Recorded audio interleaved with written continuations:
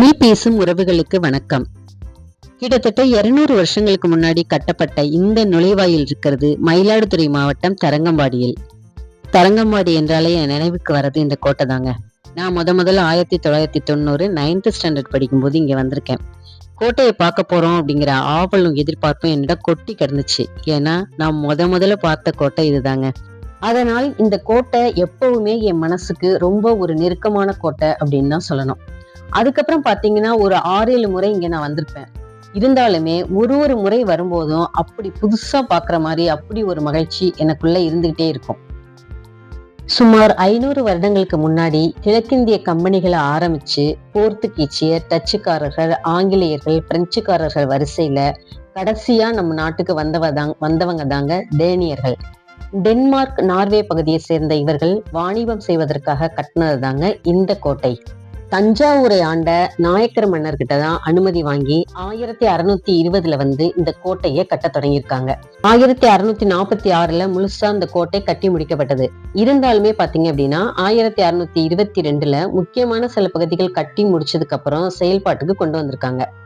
இந்த கோட்டை பாத்தீங்க அப்படின்னு சொன்னா டேனிஷ் கட்டடக்கலை பாணியில தான் அமைக்கப்பட்டிருக்கு. 2 பகுதியா இருக்கு, கீழ்ப்பகுதி, மேல் பகுதி. கீழ்ப்பகுதியில பார்த்தோம் அப்படின்னு சொன்னா நிறைய சிறிய சிறிய அறைகளா இருக்குது. இங்கெல்லாம் பாத்தீங்கன்னா இப்ப பெயிண்டிங் ஒர்க் எல்லாம் நடந்துட்டு இருக்கிறதுனால உள்ள போக முடியல.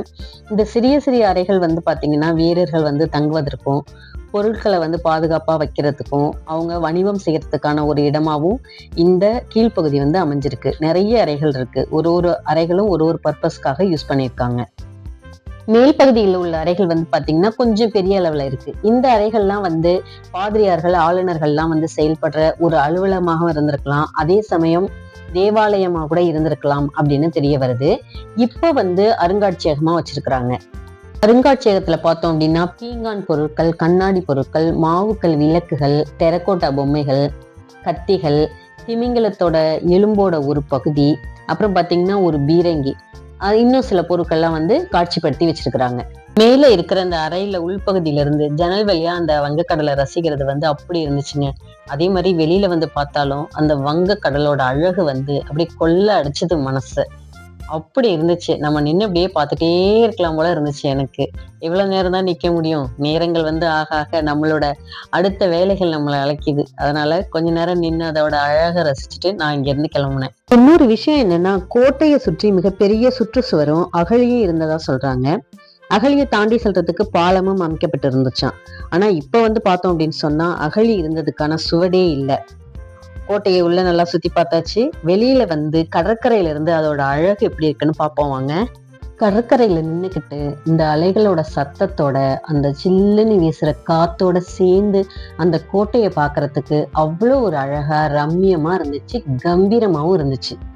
2004 சுனாமி வந்தபோது தரங்கம்பாடி பாதிக்கப்பட்டுச்சு அப்படிங்கிற செய்தியை கேட்ட உடனேயே கோட்டை என்ன ஆனதோ அப்படின்னு ஒரு கவலை எனக்குள்ள இருக்கதாங்க செஞ்சுச்சு. அதை மறுக்கவே முடியாது.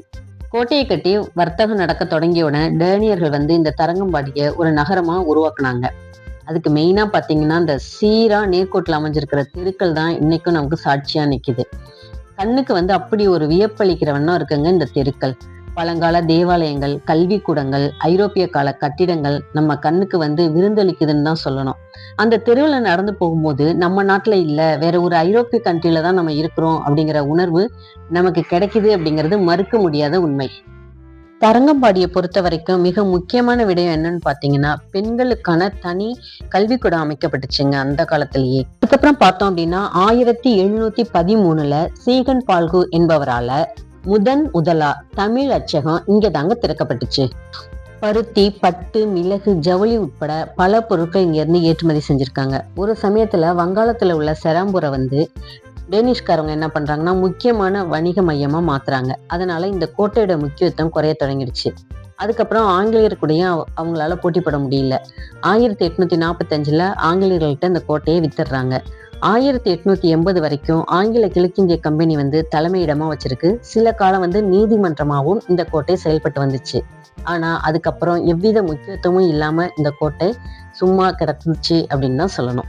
தொழில்துறை கட்டுப்பாட்டில் இருக்கிற இந்த கோட்டையில் நான் இருக்கிறத ரொம்ப பெருமையாக நினைக்கிறேன். முடியும் போதெல்லாம் நான் இந்த இடத்துக்கு கண்டிப்பாக வருவேன். ஏன் அப்படின்னா, ஏற்கனவே நான் சொன்னது தாங்க, முதல்ல நான் பார்த்த கோட்டை இது தான். என் மனதுக்கு மிகவும் நெருக்கமான கோட்டை இது. கடற்கரையில் இருக்கிற கோயில், ஆளுநர் மாளிகை அப்படின்னு இன்னும் நிறைய விஷயங்கள் இந்த தரங்கம்பாடியில் நம்ம பார்க்குறதுக்கு இருக்குது. கண்டிப்பாக அடுத்த முறை நான் போகும்போது அதை எல்லாத்தையும் உங்களுக்காக பகிர்ந்து கொள்கிறேன். காலம் அதன் காலடியில் எல்லாவற்றையும் போட்டு மிதித்தாலும் நம் காலடிக்குன்னு சில விடயங்களை விட்டு தான் வைக்கிறது. இந்த இடத்துல நான் இருப்பது மகிழ்ச்சியாகவும் பெருமையாகவும் இருக்குது. இந்த காணொளி உங்களுக்கு பயனுள்ளதாக இருந்துச்சா இல்லையா அப்படிங்கிறத உங்கள் கருத்துக்கள் மூலிமா தெரியப்படுத்துங்க. மீண்டும் மற்றொரு காணொளியில் சந்திப்போம். நன்றி, வணக்கம்.